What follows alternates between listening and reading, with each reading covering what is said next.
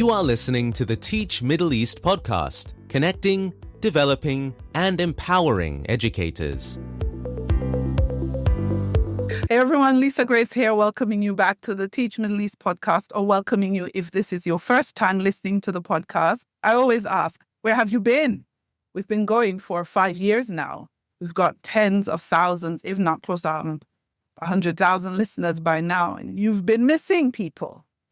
I have the extreme pleasure of having Andrew Hallam on the podcast with me. I hounded him. You guys know I will stalk anyone who I want to get. I think I stalked him on Facebook, if of all the places. Andrew, welcome to the podcast. Thanks, Lisa. Now, by way of introduction, Andrew is a former teacher, now a financial educator, who wrote the book and another book and another book. But the book I'm talking about is not Balance. It's not the other one. It's The Millionaire Expat. That book changed my actual life. I'm not a millionaire yet, but believe me, it has put me on a path that if I stick to it until I'm 65, I should get there. I didn't start early enough, Andrew, unfortunately, to get the FIRE number before, and I also have 2 kids, so that's a whole other story. Andrew, let us know a little bit about your story, because you started also as a teacher. So I was born in the UK and raised in Canada, and I taught at a middle school and then a high school on Vancouver Island in British Columbia, and then I took a year off to do a deferred salary leave, which was amazing. I'm surprised more people don't take advantage of these things, but it was the school district would give me a year off with full pay, because in the years previous, what would happen is I would take basically the school district would take a percentage of my salary and they would keep it, and then they did that for 3 years, and then in the 4th year they gave me a year off and they basically paid it back with interest. So I got paid on a monthly basis and I traveled. And although my job was guaranteed when I got back to British Columbia, I chose not to go back. So principal at a school that I had been working at in BC, in British Columbia, had got a job at Singapore American School. And so he ended up sending me an email. I was in Morocco, and this was the days when you had internet cafes.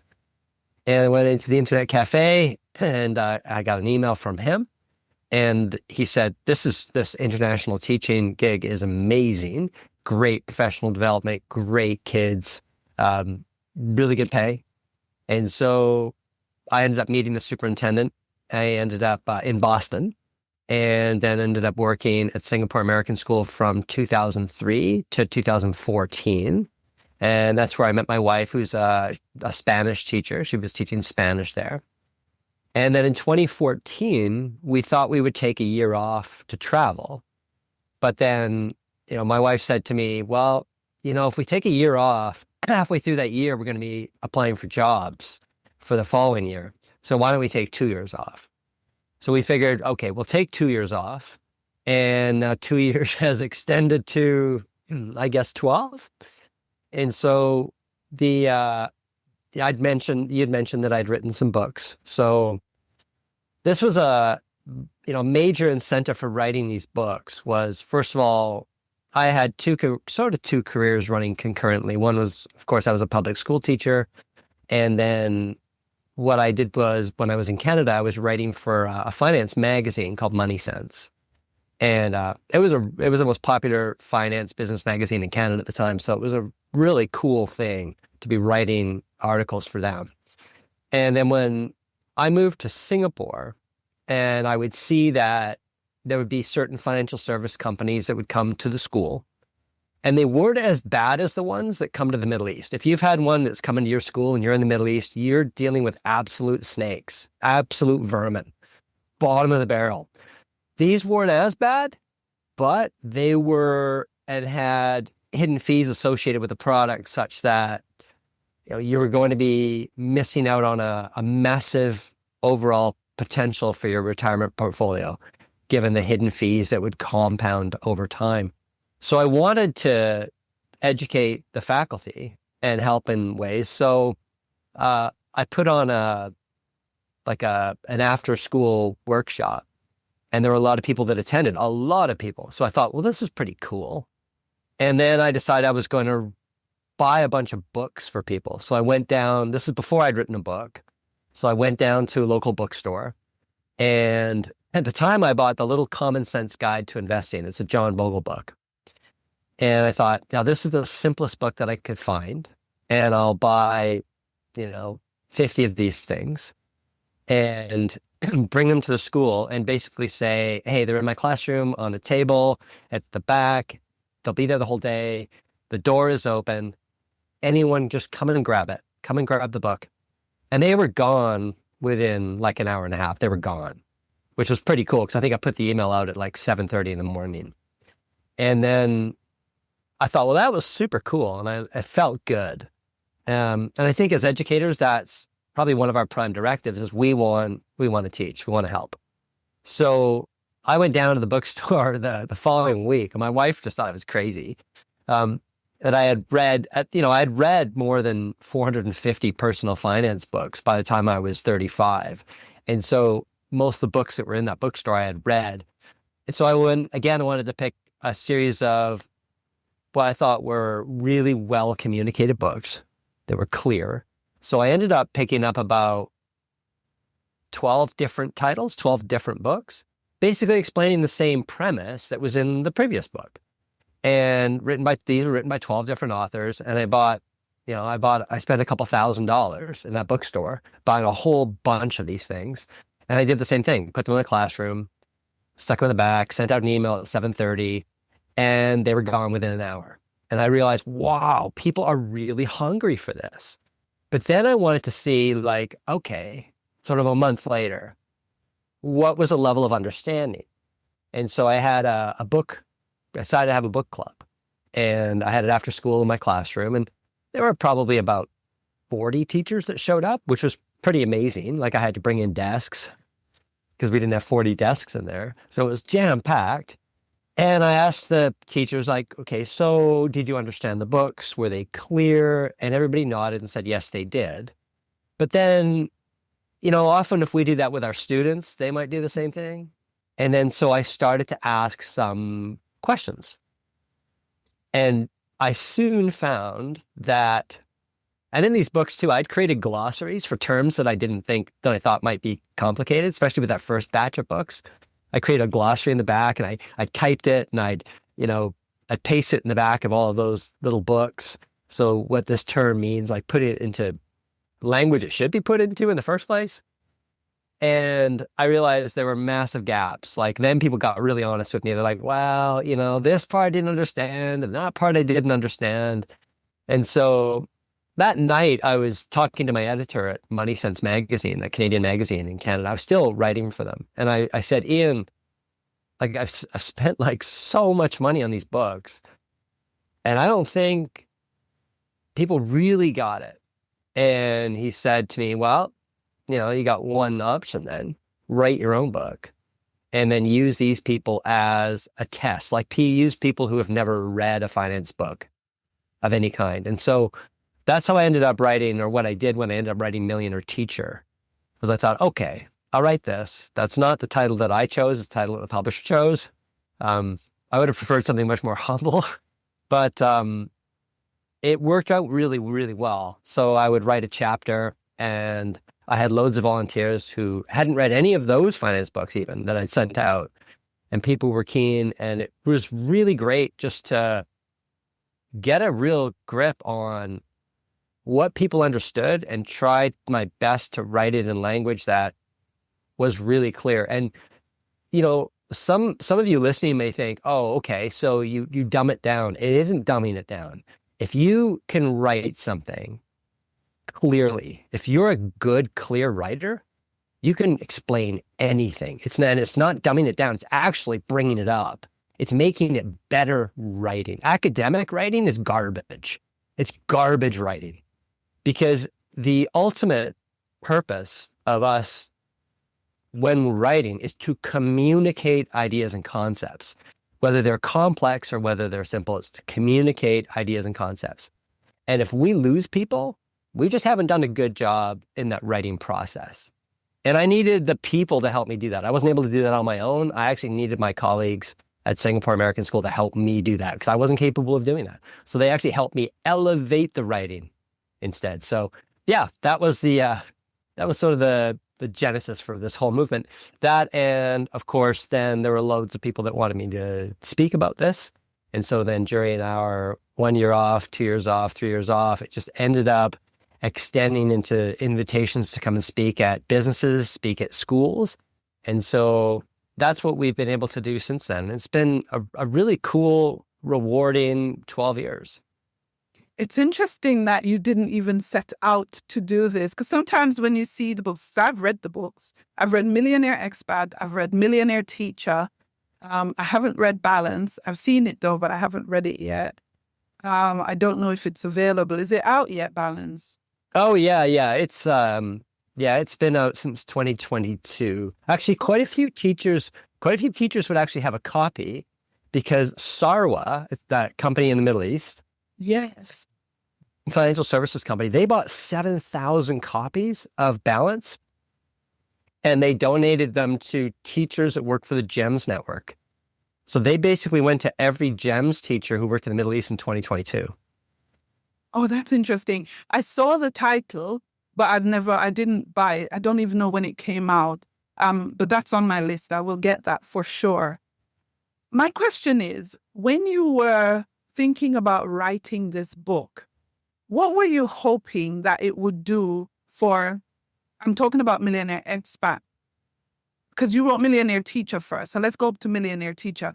What were you hoping that it would do for teachers, and why were you so concerned specifically about teachers, apart from the fact that you were Yeah, I think we get a bit diluted when we move overseas. There are certain things that we don't understand. One thing that we don't understand is that we've taken a massive financial risk, most of us. And so some of you listening to this right now might say, what are you talking about? You might even get your housing paid for. You might get, you've got tax-free income and your income is higher. What's Andrew talking about? It's a massive financial risk because when you leave your home country, whether it's the UK, Australia, Canada, the US, you are not contributing to your home country social platform. And this is massive. We often massively underestimate how valuable that is. Now, I'm going to give you an example. So for an American, let's assume that you're an American school teacher and you've taught your entire career in the US. And let's assume that you don't qualify for a defined benefit pension. And let's assume that you're 65 years old now, so you're retired and you're starting to collect Social Security and you don't have a penny saved. Zero. Let's assume you've got zero saved. The money you would get from Social Security would be equivalent to an investment portfolio worth about $750,000. And so what ends up happening is the vast majority of international educators end up retiring with far, far less cash flow than the people they left behind in their home countries. Why? Because of defined benefit pension schemes and things like Social Security payments. So I'll give you an example as a Canadian. Now, this is different if you're an Argentinian or you're from Peru or something where they don't have really solid government pension schemes. But I'll give you an example of my case as a Canadian. So I started teaching in British Columbia. And I started at the same time as, I'll just use examples of my friends, Rob and Teresa. So Rob and Teresa and I were roommates. And they stayed in British Columbia and they were teaching. And they're ready to retire now. So they're about 55. So they're about the same age as me. So they're ready to retire. So what they'll end up getting in terms of government defined benefit pension. So they paid into a pension the entire time as they were working. And when I say they paid into a pension, Lisa, a lot of people who are British are thinking, oh, pension equals investments. No. defined benefit pension, such as this, is basically, think of it as money that you pay into like almost a government type of thing. So it's a government entity in this case. And then what the British Columbia School District does, and they do the same in the UK, it's the same in Australia, the same in New Zealand, same in about 40% of US school districts still. They'll look at what your best earnings years were, how long you contributed, how long you were working, and they'll calculate a percentage of your wage that they will give you indexed to inflation in perpetuity until you die. And so in the case of Rob and Teresa, they are going to get a defined, combined benefit pension for the two of them of about $95,000 when we combine both of theirs. So Rob stayed full time. Teresa at a time did raise the kids, and so she took some time off work. But their defined benefit pension will give them $95,000 a year. Now, as an expat teacher who's been overseas their entire career, let's assume that you've spent your entire career overseas and you're not going to qualify for something like Rob and Teresa. In that case, you're going to need several mortgage-free rental properties to create that kind of cash flow. Or you're going to need an investment portfolio that's worth about $2.4 million. And now that's if you're retired today. If you're going to be retiring in 10 years' time, you're not going to need 2.4 million. You're going to need something like 3.4 million because of inflation. And so, granted, not every school district is going to be as generous as Rob and Teresa's, but what a lot of people do, including a lot of Europeans too, like when they are living and working in Europe and paying European taxes, they're contributing to their country's social platform.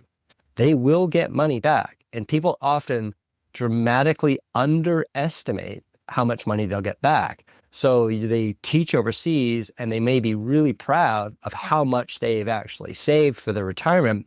But the reality is they haven't planned it, and they haven't really thought it out, and they haven't known why they've saved as much as they saved or what they actually need. They haven't worked out like a backward design model, like what do I need at a given date?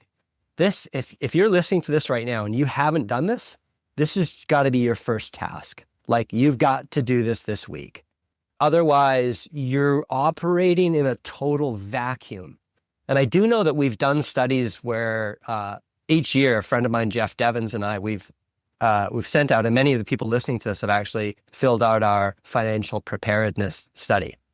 So we've sent out a study last year. I think we ended up getting 1,500 international teachers fill it out from all different parts of the world. And it was pretty interesting because we can, of course, isolate sections like Southeast Asia, Middle East. We can isolate Africa. We can isolate Central and South America. And what we found is it doesn't really matter where you are. The vast majority will have far less cash flow upon retirement than the teachers they left behind in their home countries. So it should be a massive wake-up call. So not only do we need to save more, so when we actually look at the data on what international educators are saving, it's not enough. In most cases, it's not even close to being enough. To equal, now I'm not saying that we have to have that either. You might decide that you want to retire in Thailand and or that you may never really want to retire. You may continue to work part-time online while living in a low-cost country like Thailand. I totally get it. But when we're doing an apples-to-apples comparison, the vast majority of international educators will have far less cash flow than the teachers left behind in their home countries, unless they plan efficiently, they invest intelligently, and they don't get swept up in what I call expatitis, which is keeping up with the Joneses and having the norm rise. So whatever is normal to you isn't always necessarily normal. We determine norm based on what we see in terms of the spending around us, in terms of our colleagues. But if our colleagues aren't saving enough money, then that's a dangerous norm to follow. Yeah, we're going to get in the weeds here, Andrew. When you talk about planning and talk about knowing the number, knowing exactly what you need, what do they need to do? When they sit down, what are they thinking about? Yeah, it's, I did go through this in chapter 14 of that third edition of Millionaire Expat. Without it would actually be really hard for me to do it and just explain it simply. I think a really simple, poor explanation is worse than no explanation at all. So at one point I had a YouTube video that I created, which was awesome. And I mean, to say awesome in that there were lots of views and I was super excited about it. And it takes people through the process. And it was about a 45-minute process.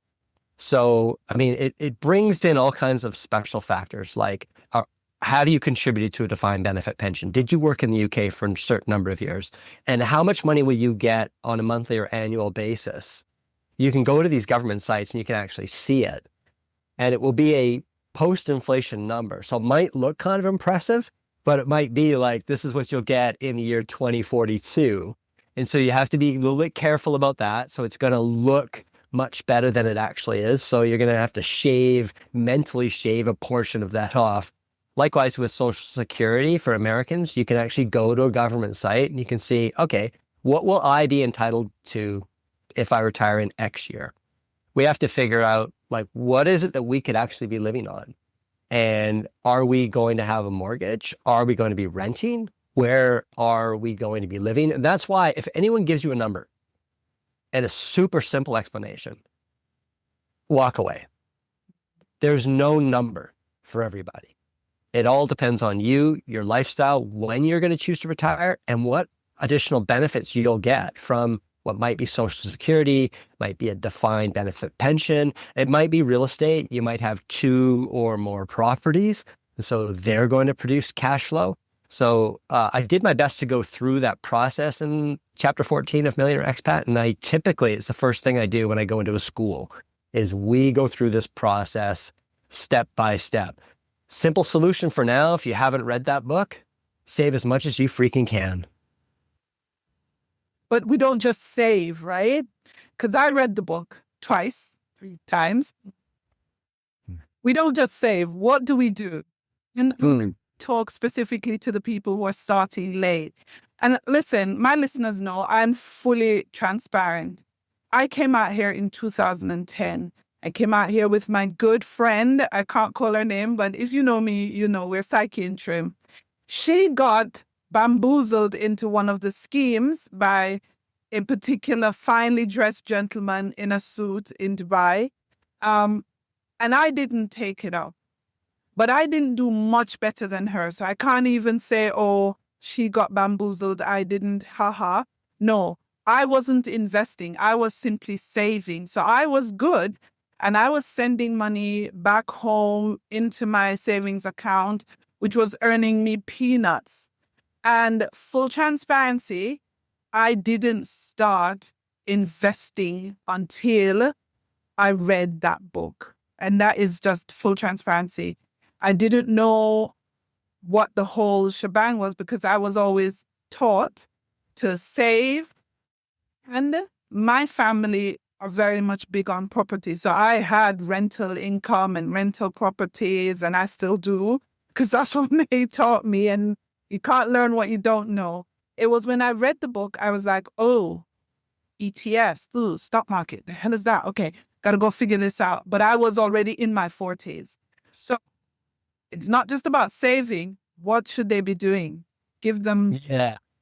Yeah, if you put the money in a savings account, it will lose to inflation, so it's not going to grow. And whatever you do, never invest with someone who asks you to invest with them. So they may be endorsed by your school. They may come into your school. They may be well-dressed, incredibly articulate, learn your birthday, your children's names, and use them, send you cards, send you tickets to a football match. Never invest with these people. Never invest with these people. The vast majority of them in the UAE, for example, or in the Middle East, for example, are selling products that aren't even legal in jurisdictions like the United States, Canada, Australia, or the UK, based on how their commission-based structure is. So they make such massive commissions on those products. Who pays the commission? You do if you invest in it. You don't see it, but it comes off in the form of hidden fees forever on your account. And so these are the things that we want to avoid at all costs. make sure we avoid these. If and you talked about revenue generating property, and that's fabulous. You don't have to have that, but that's fabulous. It all depends on if that's your thing and you just love finding great properties that have great cash flow. Great. You might be able to retire on that, on the cash flow there. If you can theoretically live on your property income today, you can live on the same properties 5 years from now, 10 years from now, 15 years from now, because you'll be able to increase the rent along with inflation. So another great inflation fighter, of course, is the stock market. But the stock market, if you think about it, a lot of people say, well, that's risky. It's not risky if you fully diversify. So globally diversify across the world's stock markets and pay the lowest possible fees, and you have time and you can actually harness your emotions. So if you buy a single product, which is a global stock market ETF, for example, it stands for Exchange Traded Fund, you will own more than 7,000 stocks from around the world. And just by owning those passively, you will outperform the vast majority of professional financial advisors over your lifetime. Not just professional financial advisors, professional institutional investors. You will outperform the vast majority of them over your lifetime. That's not an opinion. It's a peer-reviewed academic fact. It's a reality. It's kind of like gravity. I drop shoe falls to floor, right? And so there are some products that are fabulous for people to purchase in that they can be all-in-one products that include a global stock market ETF and a global bond market ETF. And those I love. So you could buy one that has 80% allocated to global stocks and 20% allocated to global bonds. An example of this is one that trades on the Frankfurt Stock Exchange under the symbol V80A. It's a Vanguard-based product. Even simpler, if you are like, I don't want to do any of this, I really do not want to manage my own money at all. If that's the case, there's only one firm in the Middle East that I would suggest for you. And it's called Sarwa. So Sarwa has two divisions, Sarwa Trade and Sarwa Invest. Don't open an account with Sarwa Trade. That's a trading account. Open an account with Sarwa Invest, and they will build you a ready-made, globally diversified portfolio of ETFs. And yes, they will charge you a hidden fee. They'll tell you what that fee is up front. And the higher your allocation or the higher your investment portfolio grows, the more money you add to it, the lower percentage that they will charge. So it's fabulous with respect to, it is far lower cost than you're going to get anywhere else in the Middle East that's built it for you. So it's basically a financial advisory type of firm, and you can end up contacting a real human being in this process too. If you want to go it alone and you're like, no, I don't even want to pay Sarwa's small fee. And you're thinking, Andrew did talk about this ETF thing. How do I actually do it? If that's you and you'd like a money coach, there's a firm called Plan Vision. They'll charge about $300 a year. And what Plan Vision will do is they'll take you through the process to show you what to buy, how to buy it. They'll do a screen share process with you. And when I talked about that, how much money do you need to be putting away for retirement? And here's probably, I probably should have answered with this. Spend $300, get an account with Plan Vision. They don't invest your money for you. They just act as a coach. Spend $300 and say to them, okay, even if you already know how to actually invest your money, you know how to open a brokerage account, you know what to buy, maybe you've read my book, you know what to do. Even if you've done, you know all that, but you don't know how much you should be saving, speak to them at Plan Vision. And for that, a little bit more, I think it's a little bit more than $300. They'll do a comprehensive plan for you, but it's probably it would be the best money you've ever spent. And they'll show you how much you actually need to be putting away. It's interesting because it looks difficult. And I am by no means any kind of financial guru. But I did go through the book. I joined the Simplify Facebook group. I opened my own IBKR account. I transferred my money myself. Okay, with my husband. But yeah. I bought my own bonds and my own Vanguard ETF myself. And when I say I am no guru on these things, believe me, I'm no guru. But I think if you can get some help from Plan Vision or wherever, that will be an assurance that you have somebody to hold your hand through the process. I say do it. A lot of times what happens is that people, they get afraid because they get intimidated by the look of these platforms. To be honest, when I went on to IBKR first, I was like, what in the world is this thing? Like, what is this? What am I doing? Where am I bidding to buy this? And da-da-da-da. But eventually you get used to it. And I think the first time I tried to buy, it gave me a warning. You are buying without, what did it say? Without market pricing. Something came up. And I was like, uh-oh, my money's going to disappear or something. But once you keep doing it every month, it works. You talked about expatitis. Should someone who's come out here and amassed debt, should they still be investing? How do they handle the two? How do they grapple with consumer debt versus investing or both? Yeah, great question, Lisa. In most cases, consumer debt's going to charge you an interest rate that's actually higher than what you'll earn in the markets. So if you have a car loan, in many cases, even student loans. So I would say if there's something that's charging you 7% a year or more, so credit cards, generally, oh my goodness, especially credit cards in the UAE, they can charge like 35% plus per year. A lot of people don't even know that. They don't even know how much their credit cards in the UAE are charging if they don't pay off the full balance at the end of the month. But yeah, definitely pay the high interest debts off before investing. So I would say, like, for sure, anything that is, 7% or even close to 7% plus in interest that's being charged, pay that off, because paying that off is equivalent to an after-tax guaranteed return of 7%. And nobody in the world can guarantee you an after-tax guaranteed return of 7% plus.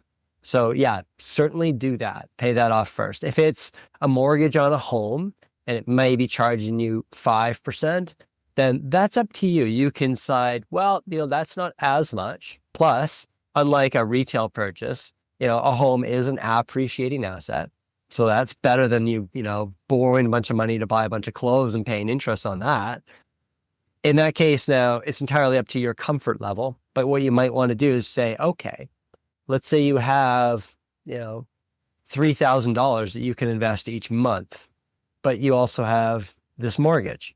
What you might want to do is say, okay, well, maybe, I'll split that. I'll say I'll invest $1,500 a month and I'll put an extra $1,500 on my mortgage, extra beyond the payments that you're actually making. This, of course, is entirely up to you. So I'm not saying that you necessarily have to do that this is prudent. Whatever choice you make is going to make some sense here. Whether you decide, in some people's cases, psychologically, they may be paying off a mortgage and it's so important for them to be mortgage free, and that they would sleep so much better at night to be mortgage free. So they want to, in some cases, pay off the mortgage before investing. There is nothing wrong with that. So this is why, personal finance is personal. It's not about necessarily just spreadsheets. I mean, you could say to me, wait, Andrew, if I'm going to make 8.5% or 9% a year in the markets and my mortgage is charging me 6% a year, then it makes more sense to put as much as I can in the markets and be slow paying off my mortgage. That's a mathematical spreadsheet analysis, but that's not a human analysis. We have real emotions, and our emotions, not spreadsheets, but our emotions and how we feel about things is what really drives our life satisfaction. So again, you have to then ask yourself that question. Whatever decision you choose to make in that case will be a good one, because whether you're paying off this debt or you're building your assets to the stock market, you are moving forward. Is it ever too late? Let's say you wake up like me, it's 2026 and you're 50, and you do not have a lot of money saved. Okay, well, let's preface that. You don't have a lot of money saved for your retirement, nor do you have income generating assets, because people do think you need $1 million in the bank, when really, if you've got real estate that is spitting off, £5,000 or £6,000 a month that you can spend, you're good. But you have none of that, but you're 50. What do you do? First of all, to back up, you said $1 million in the bank. We don't want $1 million in the bank, right? You corrected me on that earlier. Yeah. I know. When I said the bank, I mean in your investment. Yes. Yeah, you corrected me on that earlier when I talked about savings. You're like, wait, where do we put it? The bank. We invest it. No matter where you are at. So you could be 60 years old and you would love to retire at 65, 66. And you might not have much of anything at all. Starting now is better than not starting. No matter what you do, you are going to, if you start, you are going to better your future situation by starting now. So there's no such thing as, it's too late, I'm not going to do this. Basically, that means you're basically saying, I don't want to make life even, I don't want to make life better for me in the future. I've decided I'm not going to save it all because it's too late for me. It's like, that's crazy. So start now, regardless of your age. It will make your future better. And two, coming back to this, and I think one of the risks too, and I'm sure that there are probably some elevated heart rates, especially from the very beginning, when I said most international teachers won't have anywhere near the cash flow, and they've got to save far harder than they're currently saving. That's true if you want equal cash flow of the teachers that you've left behind in your home countries, in vast majority of cases. That's true. However, and this is something I talked about in my book, Balance, and I did see a LinkedIn post that you did that made me go, yes. Retirement is a new concept. Retirement in its concept, it hasn't been around forever. Like a generation, if that. It's a fairly new concept. Historically, people worked until they simply couldn't work anymore. And at that point, generally, it would be family that would be supporting us. But we've put this illusion of grandeur behind the idea of retiring early. And you mentioned the FIRE movement, financial independence, retire early. And you were saying on that LinkedIn post, I don't think I'm going to be able to make it to FIRE, this financial independence, retire early. Here's the reality. And I wrote about this in the book, Balance. Generally speaking, and of course, it's not going to apply to everybody, but when we look at aggregate data, people who retire earlier die earlier. Why? They're not using their minds to the extent that they are when they're working. They're not socializing. And when you're in a classroom, it is full on social. You are engaging with every kid. You're trying to figure them out. You're engaging with colleagues, trying to figure them out. You're working together. This sort of thing wards off dementia and Alzheimer's. Doesn't necessarily prevent it, but it can push it. Research suggests it pushes it back. However predisposed you might be, you'll get more years with a clear thinking mind. That social aspect and that sense of purpose is massive for longevity. Why do you think trust funders tend to be miserable and often addicts? It's because they don't typically have this sense of purpose. We can see that too with movie stars. We can see that with we see that with actors. We see that often with musicians. They've got to be so careful because they come into so much money so early. They're in a place where they don't really have to do much of anything. And if you do that, it can really hammer the self-esteem. And so in the book Balance, what I suggested was, yeah, sure, make a goal to become, if you want, financially independent at a young age. Great. That might alleviate some stress. But if you can, continue to keep working in some capacity. It's far healthier for you to do that. It's something that I certainly want to continue to do. So I'm continuing to write articles. I'm continuing to speak. I'm continuing to engage, and I'm continuing to learn. So I guess a big part of what I'm saying to you is also this whole concept of an all or none. Just throw that concept out. You might not have enough money to retire at 60, but it might not matter. It might not matter. You might have enough money, build up enough to dial it back, work part-time, work some other projects, but keep the brain engaged and keep socially engaged, and your life will be fuller as a result of that. I do agree with you. I did throw myself down a crazy rabbit hole. The post you're referring to was written, I think it was the middle of the night, and I was in a Reddit rabbit hole. It literally was, Andrew, reading about all these 40-odd-year-old people who were financially independent, retired early. And I kept going, what would I have been doing at that time if I had no need to work? I would have completely lost my mind because I'm a busybody. I'm everywhere. And I just think, you know what? I don't necessarily want to retire. I just want to have options. I just want to be able to choose what I do and when I do it, but I still want to do stuff. I've got a question for you that a lot of teachers ask. They ask it because they don't earn necessarily, okay, international teachers earn more than teachers in the UK, but they always say, cost of living, Lisa, it's going high and we are facing increased prices every day. How do we manage to save when everything is going up? Do you have any tips on how they can organize their finances to ensure that they don't neglect one part or the other? Yeah, we can talk about the lowest hanging fruit here. And it's something that everybody walks past. It's almost like they're looking for some kind of secret and there's this tree of fruit. And it's like the watermelons are hanging at the bottom, but they're getting onto a ladder because they want to get, some of the cherries at the top. But you can't miss the watermelon.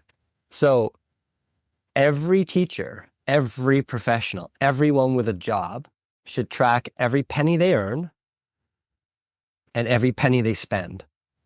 And when I'm speaking to an audience of teachers and I ask how many people do that, fewer than 10% of the people actually treat their household like a business. If you don't, you will not be as efficient.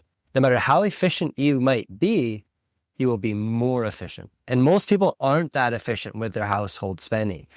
And so the idea of a budget can be kind of daunting and frankly kind of boring and restrictive. I've never really recommended budgets for things. I mean, sometimes I'll have like a travel budget. I'll say, okay, this is how much I'm going to spend on travel, and that's it. And that's cool. That's cool. But having a budget for everything can get really restrictive. And so the idea of tracking everything you make, and the moment you earn your income, put it in your phone. Like it could be an app like Pocket Expense, which is what my wife and I use. It doesn't matter what it is. It's not like many people ask, well, what's the best tracking app? Forget that. Don't get complicated about it. You're also going to be spending money in a lot of different currencies. Just transfer whatever your income is and whatever your expenses are into the same currency, just keeping it mathematically super simple. So for my wife and I, I'm Canadian, she's American, and we're spending euros, we're spending British pounds, we're spending Canadian dollars. We're all over the place. We're spending Thai baht. We travel all over. If I buy something in Thailand, and let's say it costs 300 Thai baht for a foot massage, I will just go, what's that in US dollars? Okay, it's 22 US dollars. And I'll enter massage, $22, enter, and it's categorized. Some people will say, well, my credit card does that automatically for me. That's not the same thing. It's like taking that moment when you are making yourself accountable for tracking every penny you spend. you're going to see certain patterns. You get to see certain charts, pie charts, and you'll see things that don't align with your values. And when I say that, or your goals. So when I say that, it might be Starbucks. And you might go, I like going to Starbucks, but I had no idea I spent that much in a month at Starbucks. And I promise every single one of you will have one of those, oh my goodness moments when you look at that pie at the end of the month. My recommendation is to do this for the rest of your life. Track every penny that comes in, track and categorize every penny that goes out. You will become more accountable. You will spend less. It will enable you to save more. That's the lowest hanging fruit and the biggest impact anyone can make. It's interesting when you were talking, I was like, I do not track every penny. I probably need to. I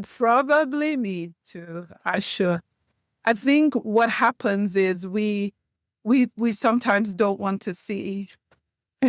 My biggest one is my kids will ask me for things. Oh, Mom, can we eat out? And I'll sometimes relent.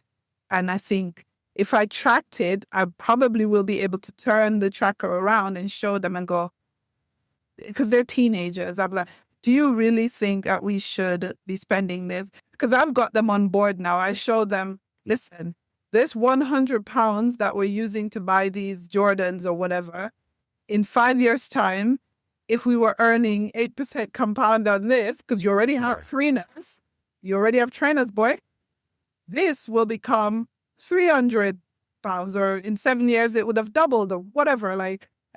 But I think tracking, is super important. We're winding down. You said you no longer teach. How do you spend your time? Because first you said to me you were in Panama for 6 months, and now you're in the States. How do you spend your time? What are you doing in this phase of your life? Inspire us. So one of the things that I talked about in the book Balance is, one, continue to work and challenge yourself and continue to learn. So that's something. Dial back the work for sure, but continue to keep active and social. But also, we can't necessarily control how long we live. Okay, we can eat well, exercise, sleep well, right? And that can potentially extend our lifestyle or our lifetime.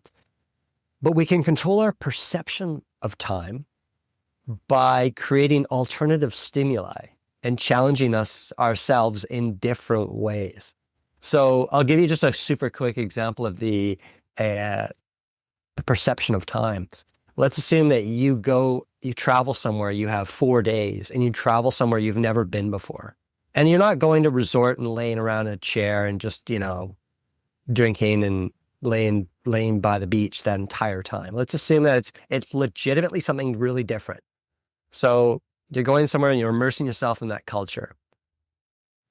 3 days after you've flown there or driven there, you say to yourself, was it just 3 days ago that I left? That's the perception of time. It stretches based on alternative stimuli, because within that time period, you would have done so many different things, seen so many different things, learned so many different things, that your perception of that time will expand. So for us to truly get the most out of life, it's to try to continue to learn new things. We don't have to travel somewhere, but it's pick up a guitar, learn a different language, create alternative stimuli, and we will expand our perception. And so, I've done all kinds of fun, crazy things, but I will share what I have been doing for the last little bit. From January to June, my wife and I were in Panama, in the mountains of Panama, and she loves it there. She does all kinds of really cool volunteer activities. She keeps so busy, and she loves it. For me, my purpose this time was training for a challenging fundraising event that I'll be doing July the 1st. So I'm going to be joining 14 other cyclists. And we are going to start in Barcelona, and we are going to ride our bikes 3,300 kilometers. That's where the Tour de France actually starts this year, is in Barcelona. We are going to ride 3,300 kilometers. We are going to end in Paris. Whoa. and we were going to climb 54,000 vertical meters. And so since January, we've all been trying to raise money. And we're raising money for the Al Jalila Foundation, which is in Dubai. Yeah. They provide, our big focus here is that if somebody went to the Al Jalila Foundation and they had cancer and they could not afford treatment, they don't have insurance, they can't afford treatment, the Al Jalila Foundation will open the doors and will give you treatment. But it's funded by entities that are giving to it.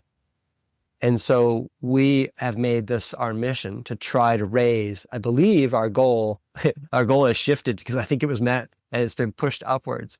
But I believe our goal is somewhere in the region of $1 million that we want to donate to the Al Jalila Foundation. So, and we're doing it bit by bit.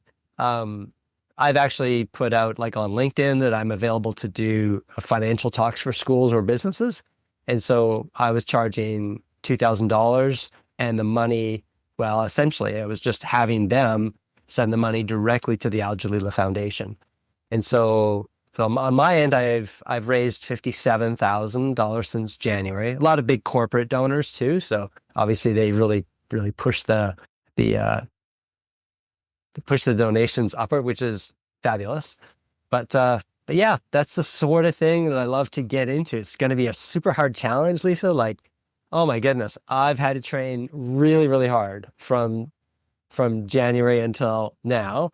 And I am somewhat intimidated by this major physical undertaking, but I'm also like really, really pleased because things in life, unless we can make something hard, it's often the things that are hard that are most rewarding for us. The challenging things that if our life isn't particularly challenging at the moment, kind of creating the challenge and pushing through it, it can be super valuable.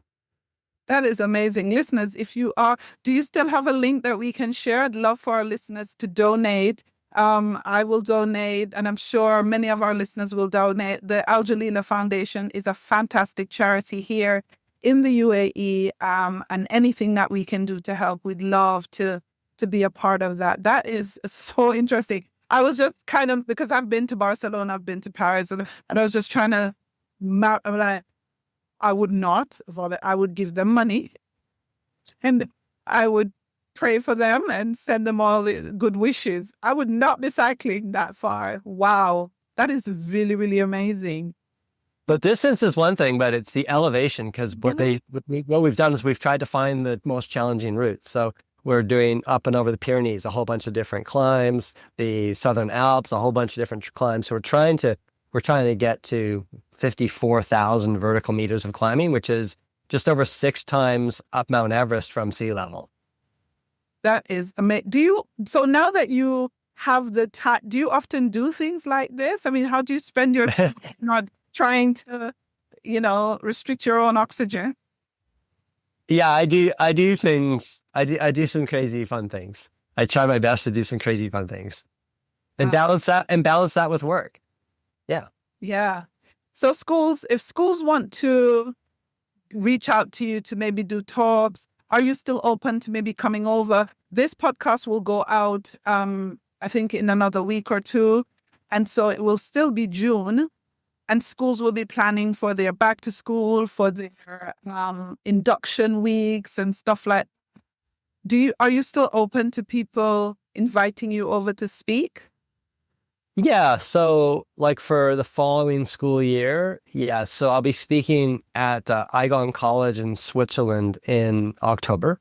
And so I'll be spending a week there speaking to parents, doing one-on-one consultations with teachers, speaking to students. And then after that, likely heading to the Middle East and probably do a round of corporate and school talks there as well. So yeah, so if your school is interested in that, they can certainly contact me at millionaireteacherspeaks@gmail.com. That is brilliant. I think schools tear some of the other PD things off your plate. If your teachers aren't financially well, they're unhappy anyway. So forget the assessment for learning. Bring someone like Andrew, in to talk to them about how they can become more financially prudent and prepare for whatever life they design for themselves. I need to get balance. Balance sounds like my kind of book. So I'm going to go look for that. Is it on Amazon? Yes. Yeah, I saw it. Where did I see it? I think I might have seen it on your website some time ago and I just didn't get it. But I need to go and get it. Thank you so much for being on the podcast, Andrew.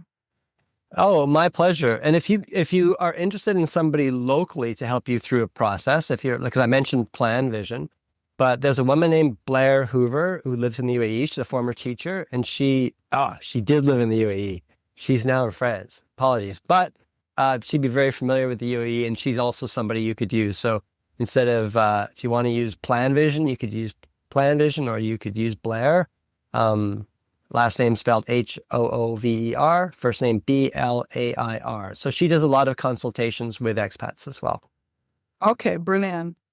If you've got any links or anything like that, do send them over. We would be happy to include them in the show notes so that people can, get their money right. It's time to get our money right. That's how I feel about it. Thank you so much. My pleasure, Lisa. Thank you.